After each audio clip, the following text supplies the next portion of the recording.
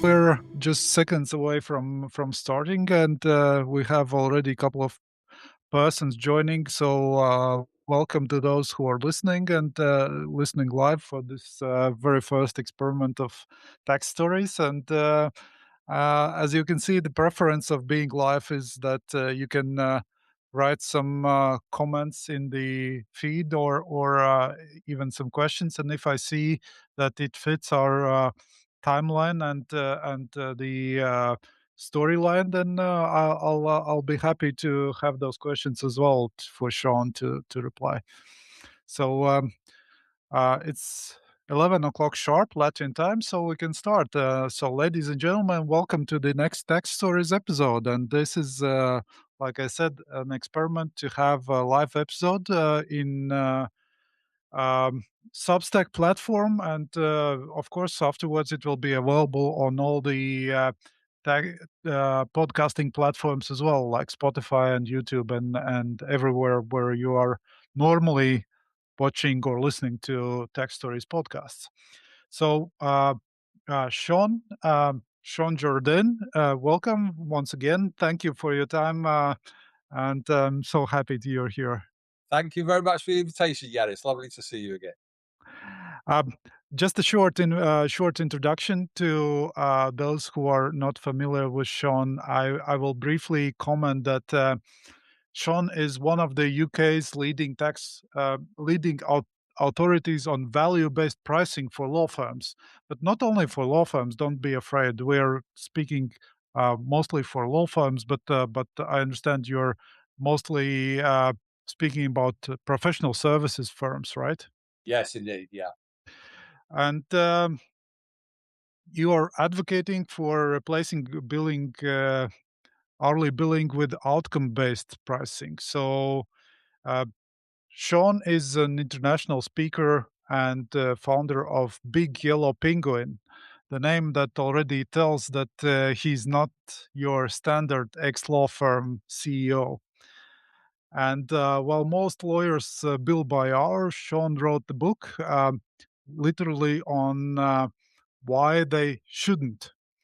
Actually, he's an author of two books, Ditch the Billable Hour and Switch and Ditch. And he was also a CEO of law firm where he actually implemented this value-based pricing principle. And Sean is also a founder of Legal Gigs. He'll tell about that. And I must say that I have implemented Sean's value-based pricing method during my last year, and it really worked.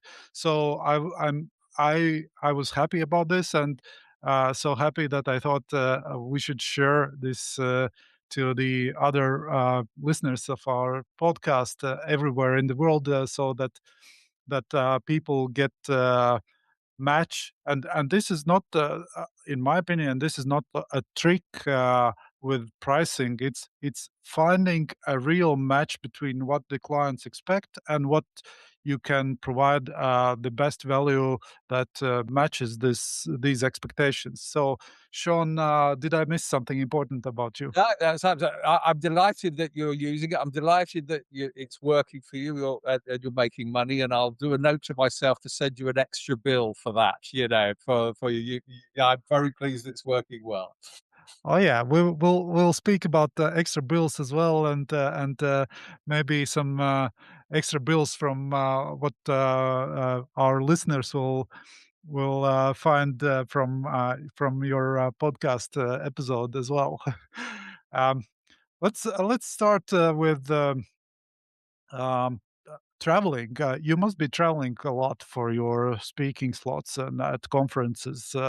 Yeah. What are your best travel or speaking memories so far? Well, last year was a nice year. So I went to Poland and Vienna, and then I came out to Lithuania, and that was very nice. This year it looks like I'm going to Australia and New Zealand as well. So I'm waiting for some confirmations from conferences there. But and it seems as though value based pricing, especially amongst lawyers, is it is becoming very topical, and one of the reasons it's becoming topical is because everyone's running scared of AI. And what used to take us 20 hours to do, if AI can now do that in 2 hours, how do we charge for that? And, I know that some think tanks of lawyers getting together have said, "Oh, well, we just go and find more work." Well, it's not as easy as that, going to find another 18 hours of work. And, I've been saying for a number of years, look, we need to sell the outcomes, the values we create, not the inputs, not the time that we put into something. Because, in the work that you do in tax work and things like that, you may save a client €1 million in 6 minutes of brain power where you think, no, we need to do it this way. Well, is the right price to charge? Well, an hour of your time for that? No, because you save someone €1 million. And this is why, if you're looking at implementing value based pricing, for many law firms that charge by the hour, it becomes a change management project. You've got to think about the way you do things and take action and change it. And that's why when people talk about, why is your business called Big Yellow Penguin? I don't quite understand that. And there is method in my madness, honestly. And it's because of this book. And it's a book called Our Iceberg is Melting. And it's by a Harvard Business School professor, John Cotter, who is the world's leading authority on change management. And he wrote this wonderful fable about penguins. And if these penguins do not find a new home, then the iceberg they're on is going to explode and they're all going to die. And it's perfect for lawyers. Look, it has pictures in it and it's a fable. And this is why it's a great book about change management, eight steps to change. I read that when I was doing a change management project back at my firm.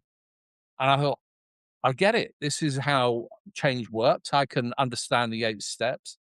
Um, so I then ended up writing a book about implementing change management, copied Kotter's 8 steps, and came up with calling the business Big Yellow Penguin because for legal, if we don't change, our iceberg is melting. And I know that we met Yanis, and you'll know I'm 6'4", so I'm quite big. And yellow penguins do exist; they're quite rare. So that's the method behind the madness of the name. But it's all about, if you want to implement change, and congratulations to you for doing it, you've got to change the way you do things and change what you offer clients, and that's what I'm all about. Mhm. Still, if we go back to those traveling and speaking experiences, what would be your, like, best memories from those? Oh gosh.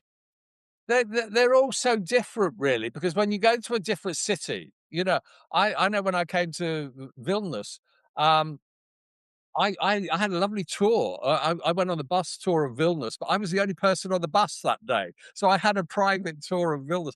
And so I love visiting cities. I love visiting the museums in cities. I like going to Vienna. That's a great city. I haven't been there before. And I probably had the most fun in Edinburgh when I did some work for a firm up in Edinburgh, Scotland. That was a lot of fun. But I just like I enjoy the traveling. I really do enjoy the traveling, and I enjoy meeting professional services people, lawyers, because we all, we understand the same language, and you get people that genuinely do want to change what they're doing. And Mhm. for me, that's exciting, because if I can see a young lawyer or even an old lawyer, the penny drops, so they think, "Oh, okay, I get this now. I know I can do something different." For me, that's quite encouraging, and that gives me a buzz. Great. And something I'm asking for most of my podcast guests is about their inspirations in life and maybe professional life.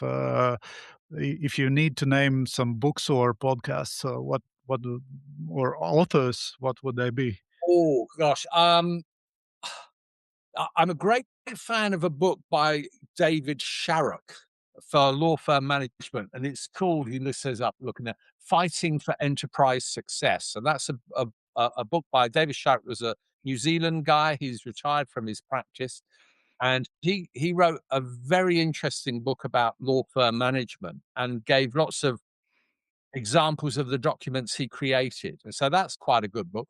Cotter, got me going on this change management journey. So I read a lot of John Cotter's stuff.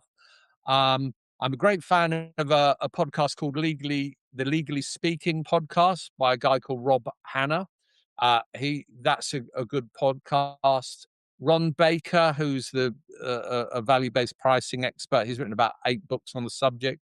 He does a very good podcast as well, and I quite like. I'm a bit of a political news junkie as well, so I listen to quite a lot of news podcasts. I'm a great fan of the News Agents, which is 3 British journalists, ex-BBC, one including Emily Maitlis, who is the journalist who famously interviewed Prince Andrew in that Mm. major documentary that he probably regrets doing now. Those are the kind of things that I like listening to. Right. And if we return to what you just said before about making or saving 1 million euros for a client, uh, how would you price the service for those 6 minutes of advice? Well, the thing about value-based pricing is you will never know what the maximum price a client is prepared to pay. You will always leave an element of value on the table. And the fact is, what you've got to do is have a conversation with the client. And that's where lots of lawyers, they don't have that conversation up front to try and work out what the value is. And I did a survey a number of years ago of some law firms, and we asked the question, which was, if you made no change at all to the way you do things, what is going to happen to your profits in the next 3 years? And the answers came back where some law firms said, our profits will go down. Some will say we'll stay the same. Some said we'll grow by 5%. Some said we'll grow by more than 10%.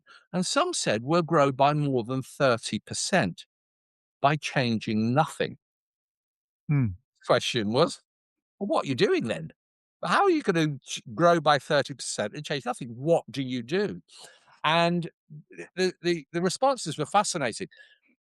The majority of them did not bill by the hour, so they were not addicted to time.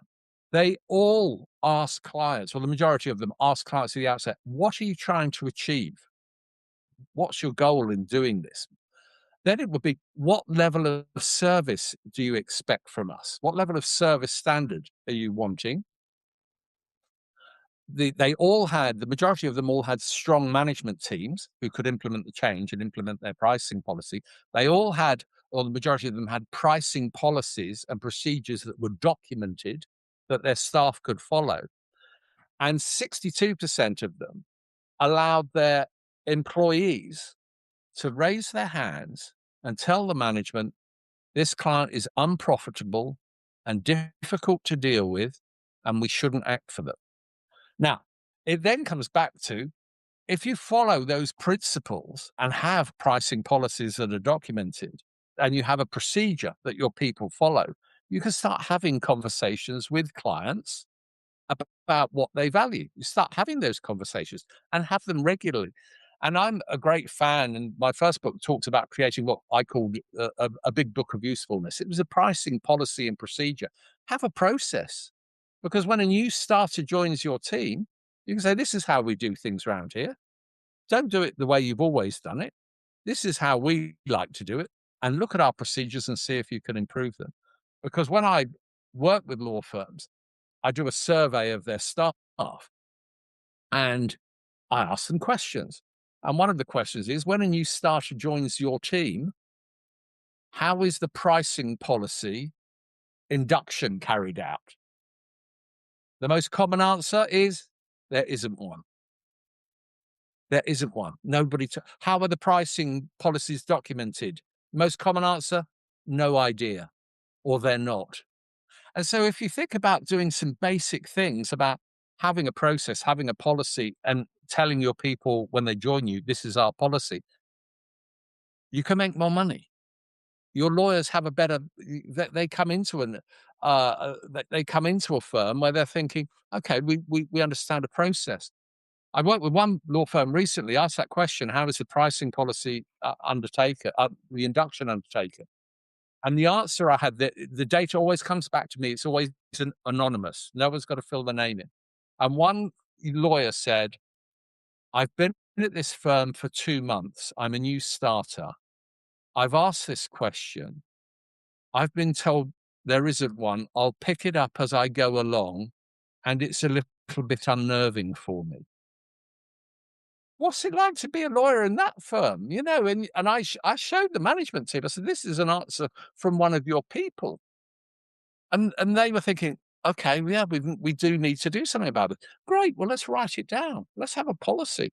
And so, coming back to your question, how do you price £1 million saving? The answer is by following a process.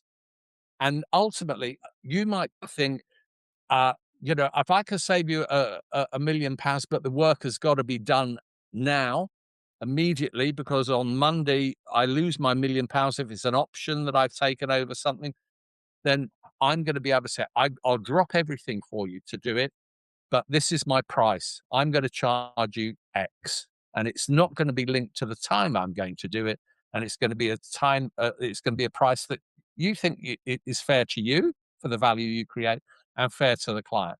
So it can't be £1 million is the fee because the client isn't going to pay it. But it might be a client would pay you £100,000 to save them £1 million if you drop everything and save them that on Monday. If you're the only person that can do that, but not link it to time. And that's the thing. And if you give clients 3 options, which I'm a great fan of, gold, silver, bronze options, the client can choose the option that they want. And that helps them determine the value that they want from you. And if you give a client 3 options, if I give you a take it or leave it price, it's a 50-50. If I give you 3 options or leave it, it's a 75-25. I've got a better chance of making a sale. And we don't know what clients value. We don't have the conversations. But even if we do have conversations, we still don't really know what clients value. But if you give them options, you can find that clients might go for the higher option. Lots of people say, oh, they'll always go for the silver option. No, they don't.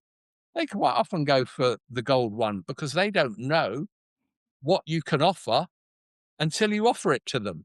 And that's why I'm a great fan of creating these gold, silver, bronze options. Yeah. I was trying these gold, silver, bronze options throughout the last year as well, and I was quite astonished that on many occasions clients chose those gold options, where basically this is kind of actually it's a fun and a fun process where you are packaging those options and thinking from the client's perspective what do they really need and speak with the client and try to understand this art of creating those options. So I do I understand correctly that from that perspective it's not only about how law firms or professional services firms can earn more money, but it's more about how they can provide what clients really need. Absolutely, and when you start getting creative about options, I was a litigation lawyer, okay, so I did with big commercial litigation transactions.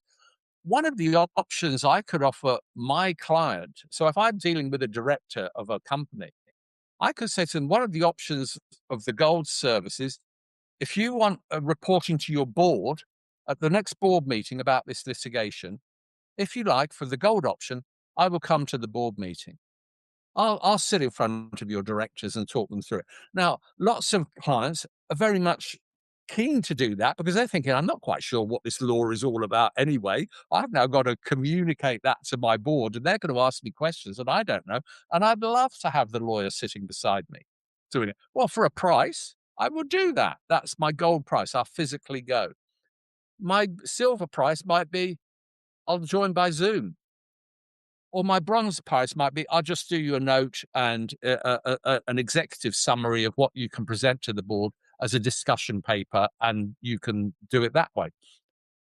Let the client choose, and they might think, actually, this is a really important bit of work. Sean, I'd like you to come and sit in front of the board and do that, please. And if you're getting paid that gold price, happy days. Why wouldn't you? Mhm. Mhm. And it's being creative about what you can add on to that. And and when you do get creative and involve your team in possibility thinking, think what could we possibly offer this client? Some of it isn't legal at all. It can be, that communication element. It could be you're buying a new factory or a new business. Well, would you like us to come and have a look at the premises for you before you buy it? And we'll wander around and we might think, oh, actually, that building next door could be a problem for you. But let's find that out at the beginning before you start doing all the legal work on it. And then people will think, wow, my lawyer's proactive. He looks after me. And ultimately, that's what we're in business for. Mhm. Mhm. Is there some process you normally go through for creating those gold, silver, bronze options? Yeah, and this is where you hit the nail on the head where you said, it's fun creating them at the beginning, and it is, but you can do that with your teams. And if I said, look, what could we? Let's take David Beckham. Okay, everybody knows David Beckham, the footballer. If we were to say, what could we, as a group of professionals, offer David Beckham if we were to do his legal and accounting work? And then we would write for 90 seconds to say, well, we could offer this, this, this, this, this. Now, in a room full of 20 people, you'll have over 100 ideas. Some of them would be barking mad. We're not going to use them. But some of them might be very good. So that if we were to say, well, what could we possibly offer clients? The fact that we're good professionals, we're good lawyers, we're good accountants, we're good at our job, those are table stakes. That's not setting us apart from our competition because our competition aren't saying, actually, we're quite mediocre, we're not very good. Everybody's saying they're good. So we've got to start offering extra value, things that we could do.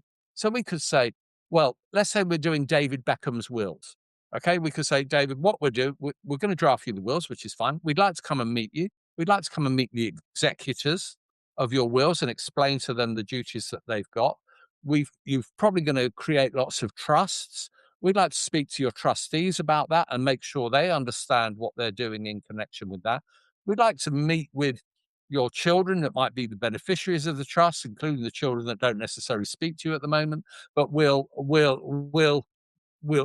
have all of these meetings with everyone so they know what you and Victoria are planning for them in their future. We'll meet with your business managers to make sure that if they're, Victoria's design business, all the intellectual property with that is stuff.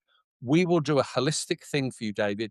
And we don't expect you to come out to our offices in Riga or wherever we are. David, we'll come to you. Would people be prepared? Would he be prepared to pay that? I think he would. Where he'd say, "Yeah, fine, great."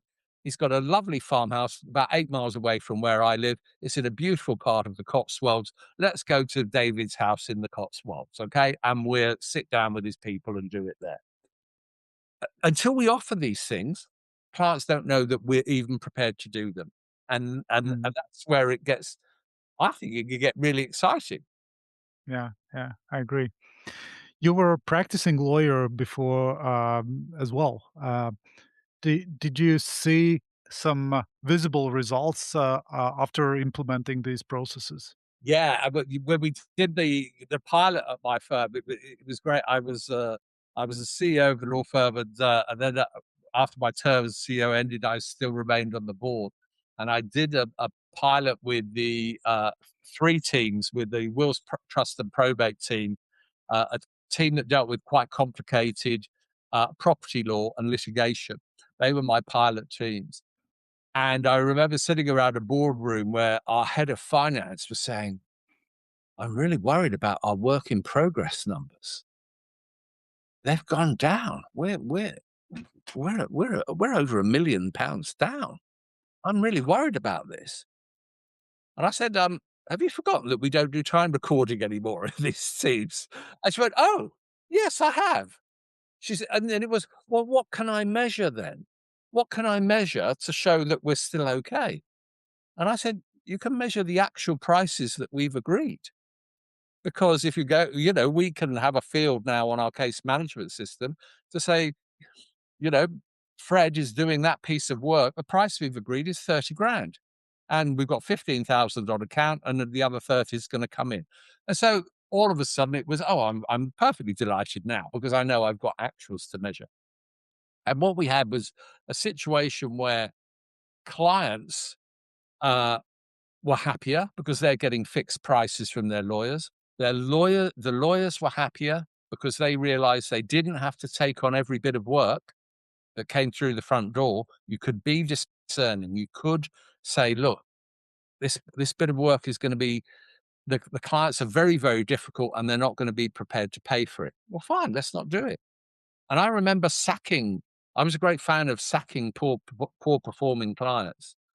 And I had one of my lawyers say to me one day that when she'd heard me say that we don't have to act for unprofitable clients, she said, Sean, I'm acting for a client. I've got 3 transactions on the go at the moment and they're coming to an end. And this particular this particular client was saying that she's got another 3 transactions she wants to send me. And I knew this client was difficult, but my lawyer said to me, Sean, I feel sick every time my phone rings when I see the number.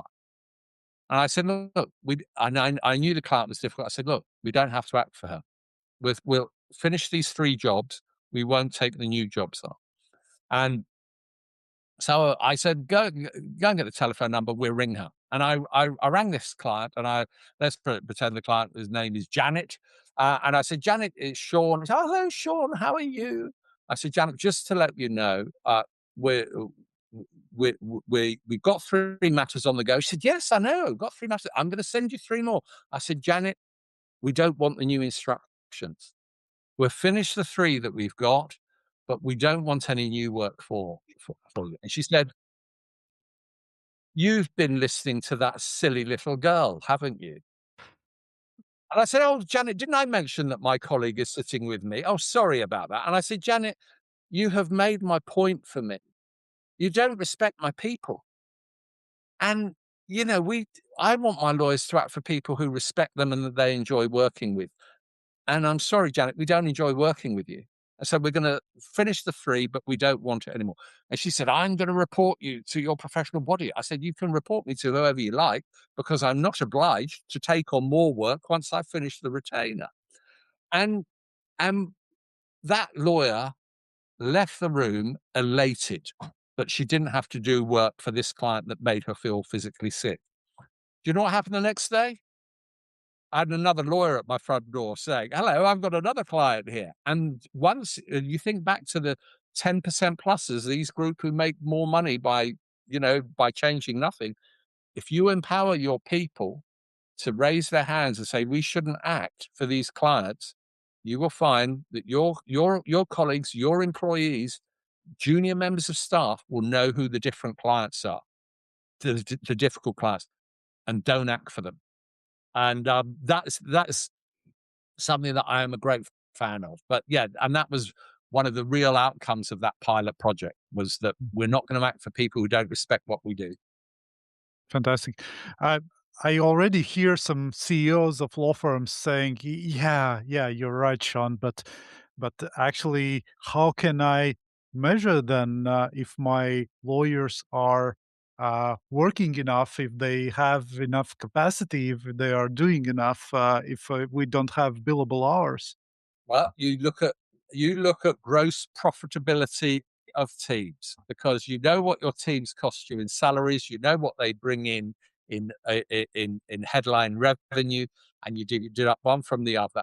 And if you honestly speak to any, you will know as a partner in your business, you haven't got to look at the data and the management information to know who your best lawyers are. You probably know this through instinct because you know they're good. You hear they're good.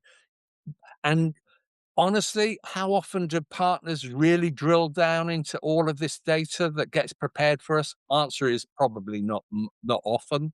Um, but you can look at what your people are doing by the fees they bring in. So I did some work for a firm where their brief was, we want to increase our profit and we want to sell to a PLC. That was what they wanted to do in the UK.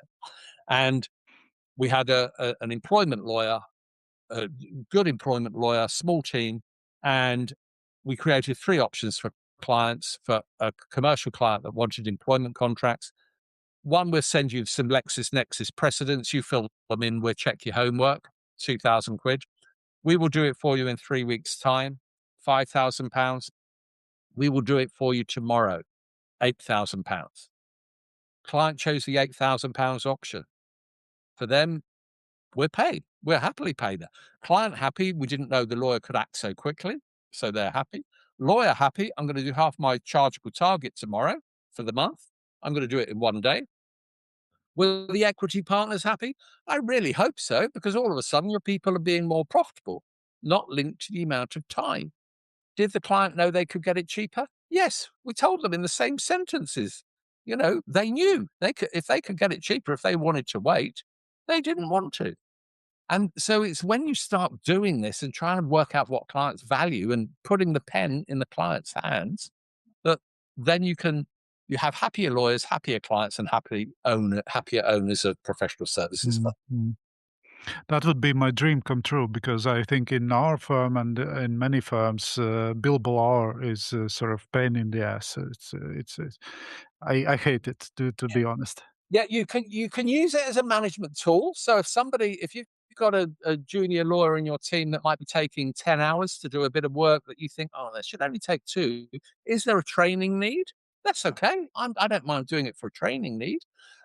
So it can you can continue to time record, but just don't have it as your billing mechanism.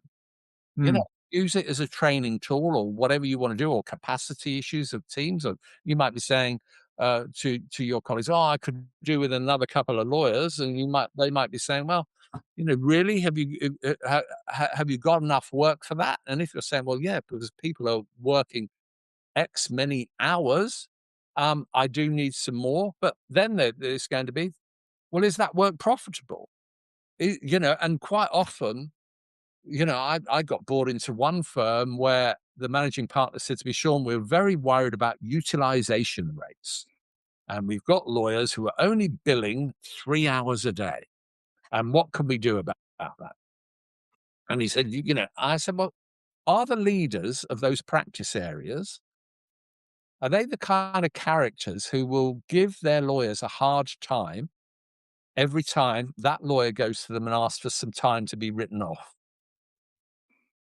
And the guy thought about it and he said, yeah, come to think of it, they are. I said, well, what you've got is a lawyer doing self-preservation, because if I'm working for you and I'm doing fixed price work and I'm being told to do a job, we're only going to charge it out at £2,000. But if I'm halfway through it and I get to £2,000, I'm going to stop time recording, because if I go to you with a write-off of another £3,000 or £2,000 write-off, you're going to tell me off. So actually, I'm just going to stop time recording, so it looks as though I only do 2 or 3 hours a day. And that way, I don't get told off every day. All I get told off is once a year at the appraisal, when you'll say to me, Sean, you're only doing 2 hours a day. Can you try and do 5 hours a day next financial year? And I say, yes, Yanis, I'll do my best. And then I'll go back to doing what I've always done. And it becomes a cultural thing. And it's a cultural thing that's led by the practice manager or the practice area head. And I had that conversation with that particular senior partner, and he went, oh, okay, so it's my practice areas that heads at the problem. I said, yeah, because they're pricing it wrong, and B, their employees, the members of the team are in self-preservation mode. I don't want to get told off every day. So, but in your principles in your system, lawyers or employees are still recording the time. Is that correct? Or It varies. It varies. In some firms, they carry on doing it because they want to do it, and the management want them. One firm that had about 400 lawyers in it. They carried on wanting to carry on time recording, but they were saying to their people that what we bill isn't linked to the time. so that you can do it. It becomes a little bit of a security blanket, actually. And then what tends to happen is that once you've done it for, you carried on doing this for a number of years, you think, oh, we'll just stop doing it. And there's a firm in Western Australia that I know very well, Lynn and Brown, in Perth, Western Australia, and they carried on for about 4 years, and then they've just stopped completely now. Mhm, You mhm. can measure other things. You look at your profitability of your people. You know you're making money. Yeah, and then from target setting perspective, then you're setting targets in a sort of amount of money, right? Absolutely. Yeah, Um, you yeah. can set team targets. I had one firm where we their residential conveyancing team, they had about 13 people in it. At the end of the project, and we did a 5-day project over a number of months, we got them to double their prices for their residential conveyancing work. Do you know what happened to the instructions? Nothing. They didn't go down. They didn't go down. So we put them up again. And when I met the head of residential conveyancing at a conference a number of months after we finished, he came up to me and said, "Sean, I just want you to know, I quoted the other day a residential conveyancing transaction for £10,000. First time I've ever done that in my career." And I said, "Well, what would you have charged before?" He said, "3." And I said, "How do you feel?" He said, "Brilliant." He said, "My team is so much happier now because we can have more time to spend with the clients. You're acting for clients who are prepared to pay for what you do. You can have these client relationships."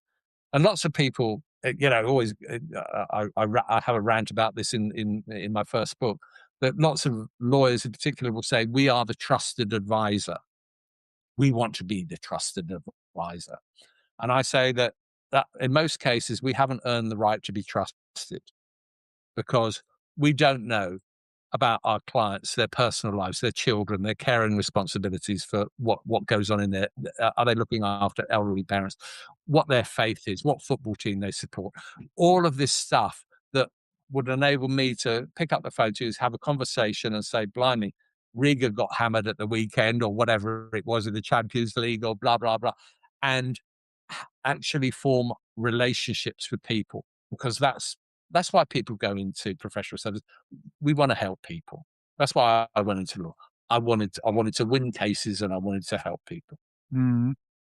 And those pricing principles, would they differ depending on which type of service you are providing? Like you were a litigation lawyer yourself, so would you see litigation pricing very different principles applied in your practice area? Yeah, well, most litigation lawyers, when you talk to them about value based pricing, they will say that A, they will look horrified, and B, they'll say, "Well, how can I price when I don't know what's going to happen?"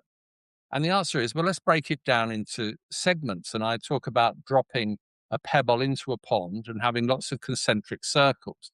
Well, at the beginning, at the center of those series of circles, if I say to any litigation law, I used to do a lot of property work.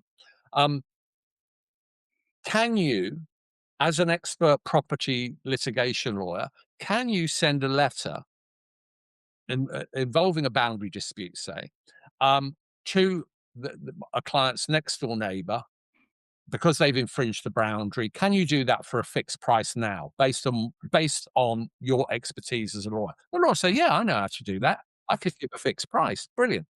Okay, so that's the first circle. That's yes work. Then what is likely to happen is the next circle. What is likely to happen? Well, if you send that letter, three things are likely to happen. One is you get ignored. That's one likelihood.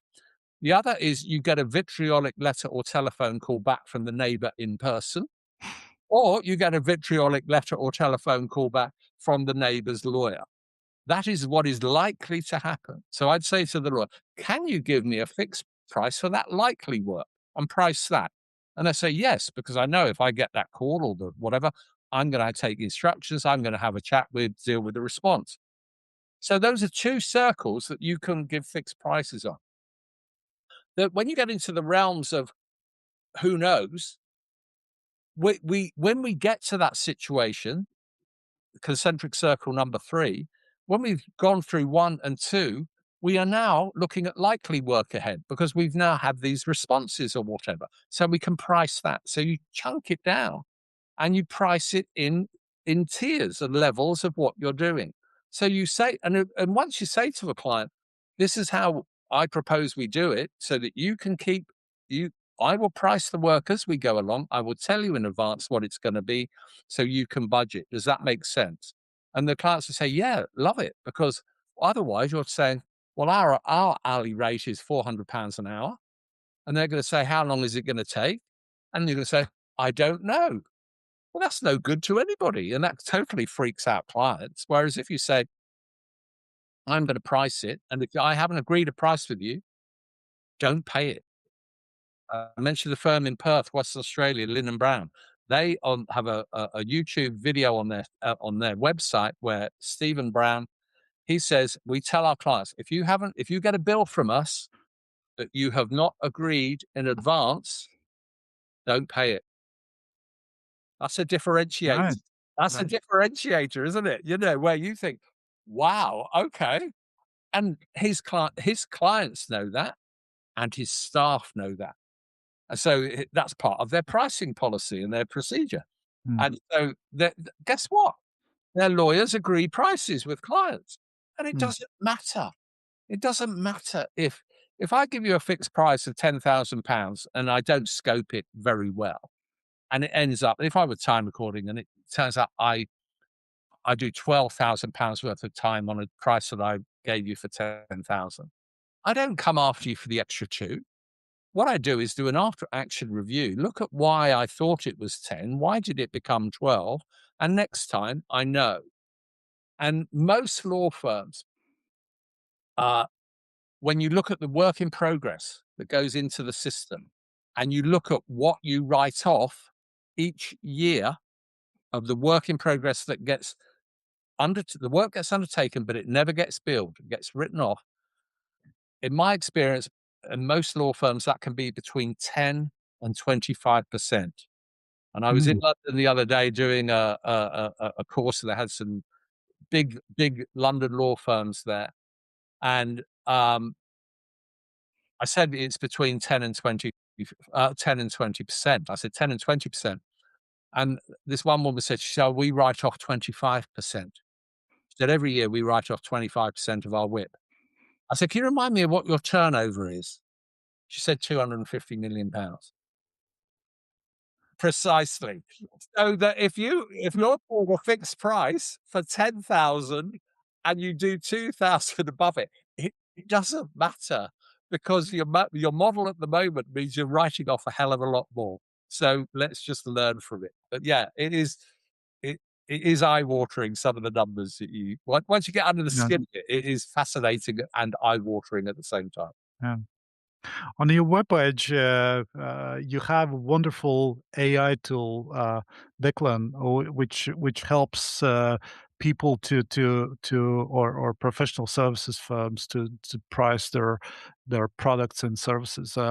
You sent me a wonderful example about a UK firm acquiring stake in a Latvian company, and all the services that might emerge out of this, and how the gold uh, offer could look like. But in cases like these, I was wondering, how do you price that ripple effect that you were describing? That actually uh, the service is so huge that it's difficult to break up this in so many smaller parts. But the fact that it was very tongue in cheek when I did that because as you know, I am not a Latvian tax lawyer, and I thought, well, I'll ask Declan, my AI penguin, to help create a scenario because as you know, the second book that I've written is creating scenarios for lawyers to look at, and so I thought, well, let's do one for this. Now there'll be things in that, you'll know that the added value, extra gold options for that if that particular British company did the deal with the Regan liquor company. One of the options or one of the services we said we provide in that proposal was arranging for a professional photographer to come and do all the photos of the completion meeting, so Mm, we can use it for PR purposes. Now, a client might go through that and say, "No, I don't want that," or "I do want that." And then what we could do is say, "Well," you could even say, "If you want these kind of value added things, you could have on that is if you want that, we'll price it separately. But we've got a photographer that does our work out in Riga, and they will be able to come along and do stuff for you." But the thing is that that particular scenario that created huge number of features that could have in a gold option. Now you might go through that and think, "Oh no, we're not going to do half of these," and take them out. That's absolutely fine. And it might be the client says to you, and I had this with one client. It was a professional services marketing company doing opinion polls that I worked with, and they created gold, silver, bronze options for a client, and their client said, "Well, look, we like the silver option, but we'd like these additional features from the gold. So can we move these 4 or 5 features out of gold into silver?" And the answer is yes, you can, but I will now charge you silver plus a bit more as a price. And that's what they do because, until you present a gold list to a client doesn't know what a gold option is. And they might look down that list. And if you created a silver and bronze, they might say, "Yeah, actually, I don't need the photographer. I don't need the champagne this. I don't need that. That's fine. Well, but what would you like?" Remember the 10% pluses, these are firms that grow by up to 30%, are saying at the outset, what service level do you want from us? And lots of lawyers will always say every client deserves a gold service. Absolute nonsense. Okay. And I say that's absolute nonsense because every client deserves a competent service in the same way that when we get on a flight, a flight, we take off at Heathrow and we land at Cape Town. That's my next flight. Okay. Everybody will get on the plane at Heathrow. Everyone will get off at Cape Town. But in that, depending on where you're sitting on that Virgin Atlantic flight, the service will be different. And I've managed to seat in all 3 areas of the plane. And I sat in Virgin upper class where someone else was paying for it. It's very nice. I've sat in premium economy and I've sat in economy. But I know that in economy, I am not going to get a glass of champagne and a smoked salmon blini served to me as soon as I sit down. Whereas if you're in Virgin upper class, you expect that. And this is where everybody gets the service. We get off at Cape Town. But what we experience is different. And that's all the value-based pricing is doing. It is creating options and letting those clients choose them. mm, mm. I was wondering, one part of this offer created by Declan was that it offers that we would offer 50% off our bill if the deal doesn't go through. So would that be substantiated somehow that maybe client would object that that then you are cheating with your prices or Well, the thing is, when it comes to service guarantees, you can offer whatever you're comfortable with. And you might say, well, look, if the transaction aborts, you've taken the gold option, you've agreed you're going to pay me £100,000. If we do this transaction and it doesn't complete, I will limit my charges to £50,000 or something like that. Now, if we're acting for the seller of a business, we'll charge them £50,000, but they're still going to want to sell it to someone else. So the transaction might come back, and we've done a lot of the work already. We could recycle that, so it might even be in a more profitable transaction. The next one we do, but sometimes it might be. I see service guarantees where is a financial services advisor who does very big ticket stuff. His service guarantee is if you are not happy with the service I provide for any reason, you pay what you think is appropriate. Hmm. He puts the pen in the client's hand, and I've seen a client's response to this guy, He had a letter from a client saying, "Thank you so much for your uh, letter of engagement. Um, I found your service guarantee to be absolutely amazing, and I and it shows that you have confidence in your ability, and I'm sure I will never need to use it because." This is someone who's backing himself. I'm going to give you a good service. If you don't think you've had a good service from me, let me know. And a pal of mine was the CEO of a law firm in Devon and Cornwall, and they were offering 10% off. So they say, if you're not happy, we'll do it by 10%. And they did this for a number of years. And I asked him, I said, how many times was this called in? He said three mm, times. And their service guarantee said, but if you need to reduce it, can we please have a conversation? And in all three cases, the CEO was quite happy to reduce the bill by 10%. And he found out that actually a lawyer might have been struggling with their workloads. And so it was mhm, worth it, worth finding, a 10% reduction to find out we've got a problem in our organization and we can fix it. And, clients generally are not going to, they're not going to want to rip off their professional advisors, but it shows our confidence. If we're saying, I'm going to give you a high level of service, I'm going to do this for you, I'm going to agree that I will respond quickly, whatever it might be. And if I don't, then I should be penalized because I mhm, thought I mhm. was going to do that as part of you paying the price.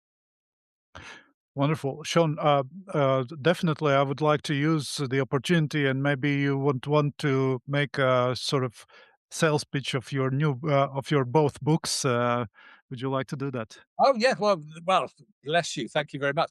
So, ditch the billable hour. This came about when I started the consultancy. Someone said you ought to write a book about how to do it because there isn't one for lawyers. So it's 400 pages. It's 100,000 words. It's an easy read, he says. But the idea is it shows you from start to finish how you implement this in your organization. It's got links to YouTube clips, cartoons, all kinds of stuff in it. I don't care how the penny drops with the reader, as long as the penny drops and you get what I'm trying to do. So that was the first one. And then this one, Ditch or Switch, this is just 50 scenarios that I created with Declan AI, really. And I was sick of lawyers telling me that value based pricing is a very good idea, Sean, but not for my area of work because Mm, what I do is special and it can't be done in my area of work. And I thought, well, if I get with Declan, we'll create 50 scenarios and we've got 20 private client ones, 30 commercial ones. So if someone says, oh, look, I do, data protection. Oh, well, look, here's a gold, silver, bronze for data protection work. Um, I actually looked through the read this for this podcast. And, oh, did I do a tax one? And I didn't. That's why I thought, oh well, I haven't done a tax one. But so here we are, a scenario 31, director's duties. So if a director is being prosecuted for not carrying out their duties properly, how can we gold, silver, bronze that? And I know that there's one head of finance at a very large firm in London who has a copy of this book. And when they're trying to roll out value based pricing with all their practice areas, and someone will come up and say, oh, look, can't be done in my area because I'm special. So he gets to the book and he says, hang on, there's one here that Penguin's done. I think you can give it a go. And the reason that, it's gone down quite well with people because it's better than a blank sheet of paper. It gives you an idea, and people might look at it and think, "I hate it. I would do it this way." Brilliant. Do it your way. But you can. It gives you an idea, and the Declan example I sent over to you yesterday. It's just enough. There are ideas there that you may or may not want uh, to use. mhm. And if any of your listeners would like access to Declan, I'd always provide free access to them to him as a trial. Ask the Penguin. He's better at it than I am, and he's been trained on pricing. He won't tell you the times of the buses to the local town or anything. He's honed on pricing. But if anybody thinks an AI enabled penguin with a bit of attitude, and he has got a bit of attitude, can help, then yeah, by all means, drop me a line. I'll happily sign you up. Wonderful. And everybody can find it on your webpage, bigyellowpenguin.uk.co, right? That's it. .co.uk. Yeah, he's Dot there. co dot uk, right? And finally, would you like to tell a little bit about your new project, this legal tech, uh, Legal gigs. legal gigs? Yes, right. Yeah. Oh, I'd love to. Well, this is a product of me getting angry and having time on my hands. Okay, and really, what happened was in early November, I was sitting in a pub with my son-in-law, and I was talking about how I was really frustrated that I'd been looking at legal conferences that were going on in the UK, and I found three in London that were happening on the same day. And it's bad for conference organizers because they're clashing. It's bad for sponsors because you're not going to get the footfall because there are three other conferences. It's bad for speakers like me because I can't be in three places in once. And I thought, this is ridiculous. Why don't people actually talk about what's going on and find out what these events are?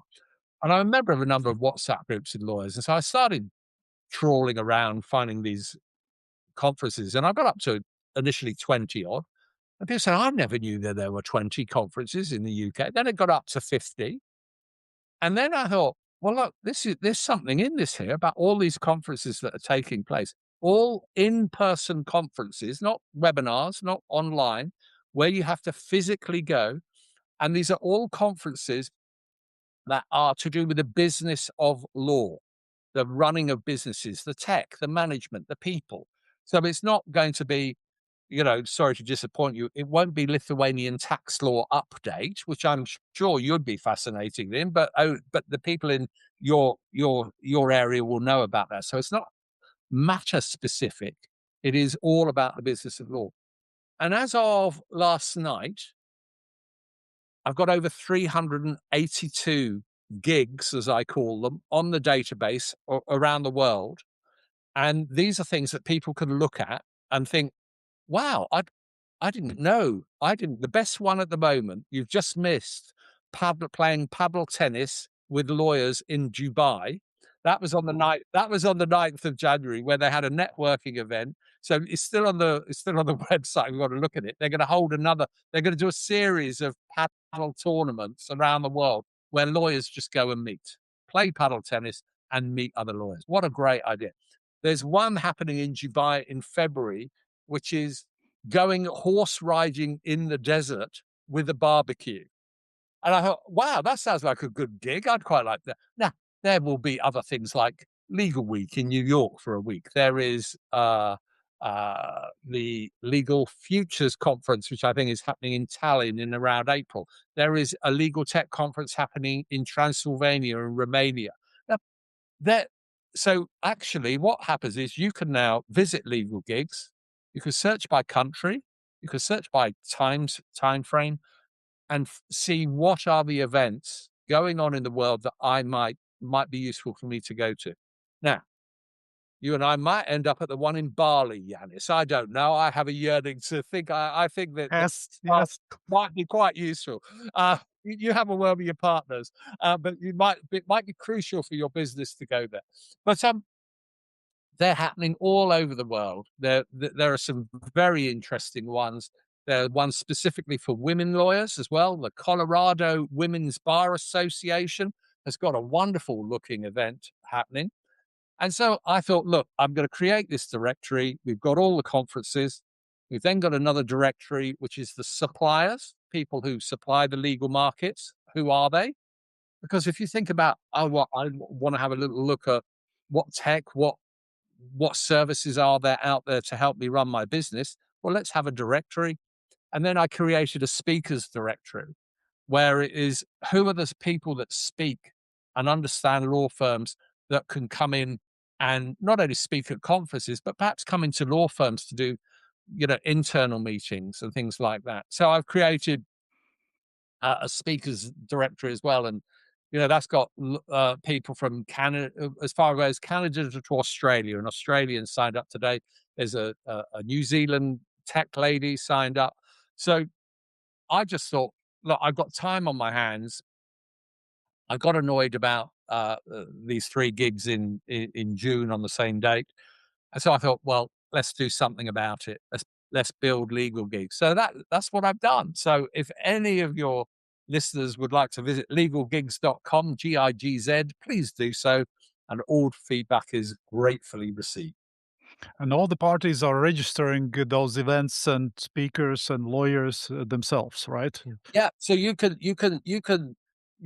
don't have to create an account to view what's going on, but if you wanted to create an account as a lawyer, you can go through them and save them and think, well, okay, there's about 20 tech conferences there that I'd like to find out some more details. So you save them to your account, and then you can communicate. You have direct links into the conference organizer if you want to buy tickets and things like that. Mhm. So that's how it came about. Really, I just got angry. Next time I'm going to go for a walk. I've decided. I think I'll do something like that.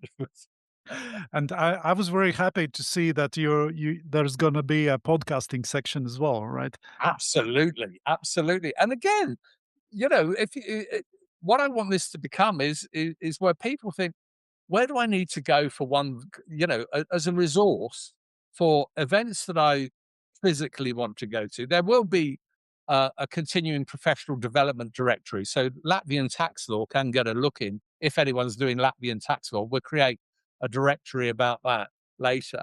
But then, yeah, do one for podcasts, do one for law firm associations. Some of these international law firm associations they have put on conferences, and they want to invite other law firms to join them. Well, okay, I'll create a directory for that. Mm, And what is interesting, I'm doing that one at the moment, and there's over 55 international associations I found so far, including one actually deals with technology lawyers. So very, very niche, but globally, technology lawyers have their own firm association. Who knew? But it'll all be there on legal gigs one day. wonderful, wonderful, Sean. I think we're running out of time right now, and I'm so grateful for your time for sharing your thoughts and insights. I'm left with the last question about and you know it about your version of of life, and this is the moment when basically it's last very last moment when our live listeners can also put up their questions if they have any. Oh, about the meaning of life. I'm going to adopt my daughter. My daughter said this to me the other day, and she said she's got a lovely job and she works hard. I said, "Dad, I had a mentoring session the other day," and she said, "My mentor said, what is it that motivates you?" And she says, "I love my family. My family always come first. I want to work hard and I want to be kind."